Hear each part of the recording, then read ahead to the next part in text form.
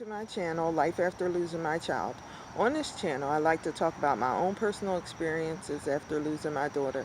The purpose of this channel is to have a place where families that have suffered a loss of a child can be honest about grief, support one another, and inspire one another. If this sounds good to you, then hit the subscribe button and don't forget to hit the bell so you can stay tuned to my upcoming videos. Okay, so today I'd like to talk about the 5 stages of grief that actually Elizabeth Kubler-Ross, she developed these 5 stages, and the first stage is denial, second stage is anger, the third stage is bargaining, fourth stage is depression, and the fifth stage is acceptance.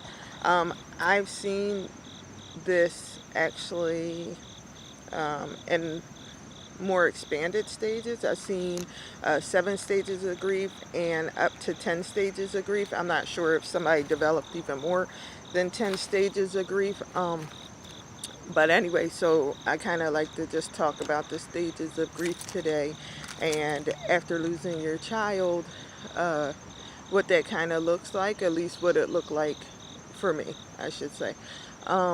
So I actually graduated with a bachelor's in psychology, and I took some death and dying classes in my undergrad, and to think that those stages would come in I guess a linear fashion is kind of laughable at this point.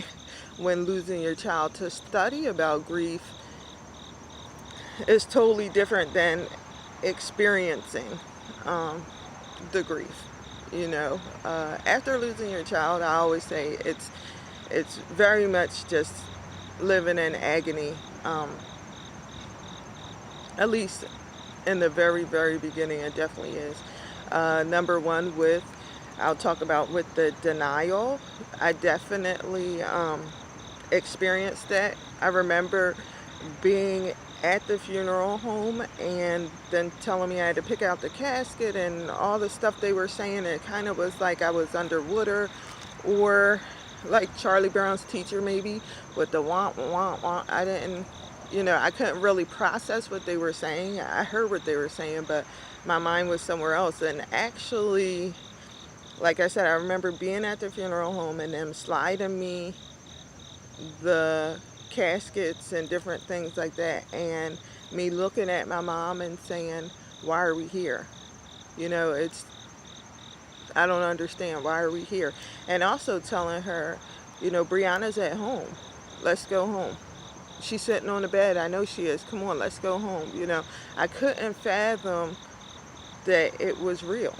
And then in the first year, she passed away in February. So for my very first Christmas, I actually was looking around a tree because that's something that we did together. And so I was looking around a tree to see where she was, why she wasn't there. I mean, I knew she wasn't there, but I still was in denial. I couldn't imagine that this was my reality and this was the truth. So that was the first stage. And then so the second stage is anger, and I definitely had that. Throughout time, I was angry at God, I was angry at myself, I was angry at the world that could still exist. It was like, didn't they know my child passed? How could everybody still be so happy and still go on? I just couldn't understand. The third stage is bargaining, which I definitely was like, dang, why didn't you take me? Why? I don't understand, So that's another stage. The fourth stage is depression, which I still struggle with, definitely went through that, feeling lonely, no one could understand me. Fifth stage is acceptance. Still not there completely yet. I don't know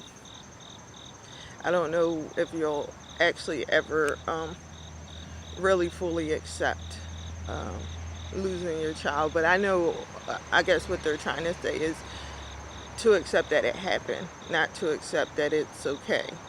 So anyway, those are the 5 stages. I did go through them. Um, I mean, well, not the acceptance part, still trying to work on that, but I can see how Elizabeth Kubler-Ross meant for these stages to be, as she observed them, linear, um, and also universal, is the thing. So I say that they don't go linear only because, I mean, they do, but then they don't. They may go linear, but then they come back, okay, with a vengeance. And so to me, grief is uh, more like waves. Okay, so that's what I heard it termed before, and I can agree.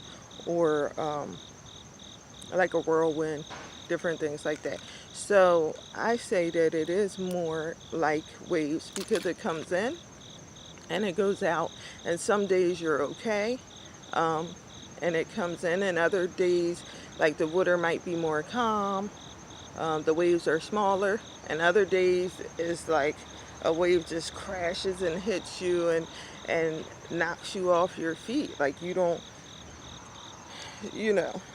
you don't even know where to go. And I feel like it doesn't always come in, like I may be feeling angry, which is stage 2.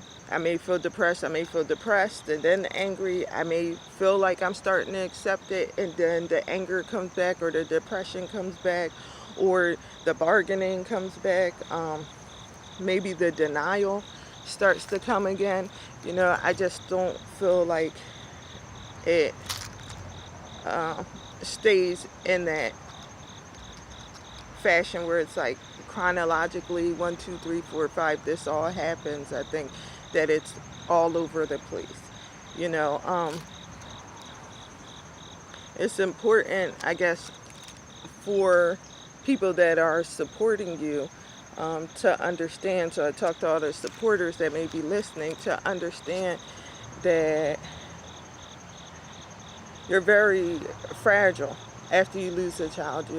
You're already broken, and then you have these emotions hitting you and throwing you side to side, and you don't necessarily even know all the time why you're angry. I had people, my, I guess, partner at the time was telling me like, oh, you're always so angry, and I didn't even realize how angry I was. But then I started to think about it, like I really was angry. I was angry at God. I couldn't believe that he would allow such a thing to happen, But then I started beginning to understand really the character of God and how life and death works. You know what I mean? And for me, that if you do believe in God, believe in Jesus Christ, that, I will be able to see my child again. You know what I mean? So that this is a human experience, you know what I mean, that we're in, that our bodies die, but that spiritually, you know, I will be able to see her again, and so that definitely kind of helped with my anger a little bit. And I'll definitely talk about my anger with God in the upcoming videos, because I had some fights with him. I was really angry. I really didn't understand.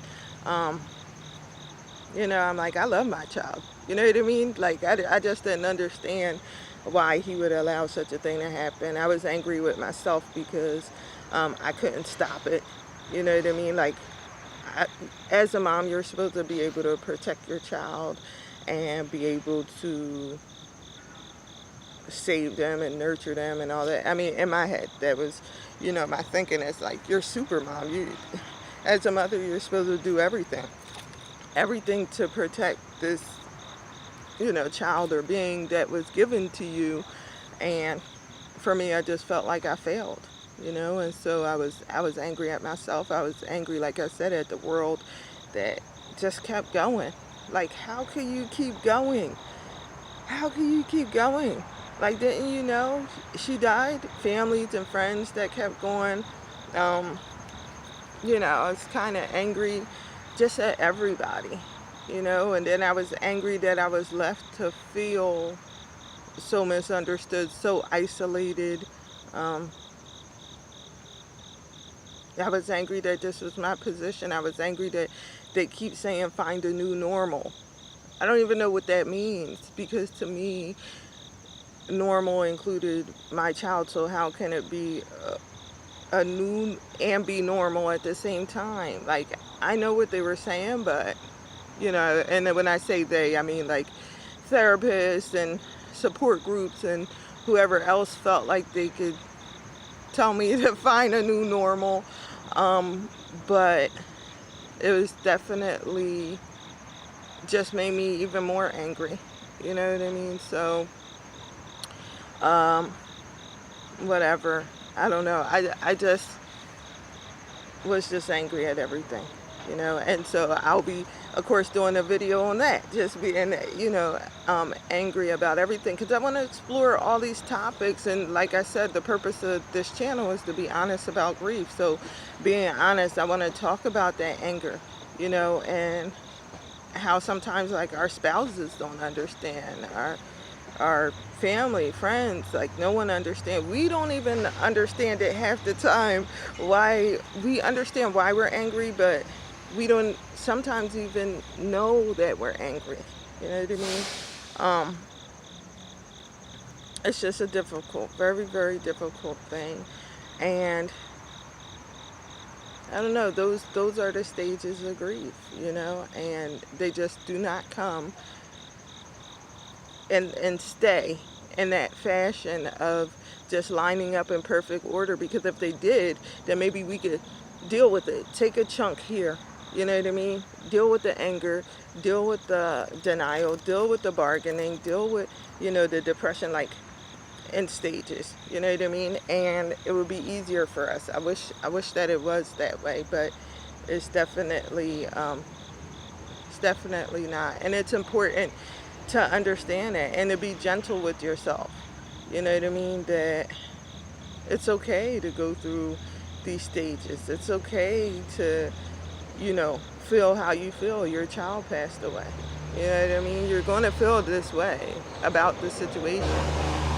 But I think it's also important too to maybe reach out to others and to try to gain some experience and insight into, maybe why you're feeling this way. Do some research, or reach out to some support groups. I know one of the support groups around is called Compassionate Friends, and it's for parents that have lost children. They get together and they can all talk about it. I actually went through a few of their meetings, and it's good to find people that you can identify with or whatever. So that's how I feel about the stages of grief, that they aren't just lined up, and that they kind of come as they may. And maybe you've had these experiences too. Feel free to comment, and don't forget to subscribe to my channel and to hit the bell for my upcoming videos. I just wanted to talk about my experiences with the 5 stages of grief. Maybe you can enlighten me on what you've experienced. If you've experienced maybe the 7 stages or the 10 stages of grief, and whether you agree with these stages, let me know. Also, do you feel like I do, that they come in waves, that they come in kind of like a tornado that swoops you up, and now you're in this whole other, realm of the stages? So let me know. Feel free to drop a comment, like I said, so we can support one another, inspire one another, and I hope to see you soon. I'll talk to you again.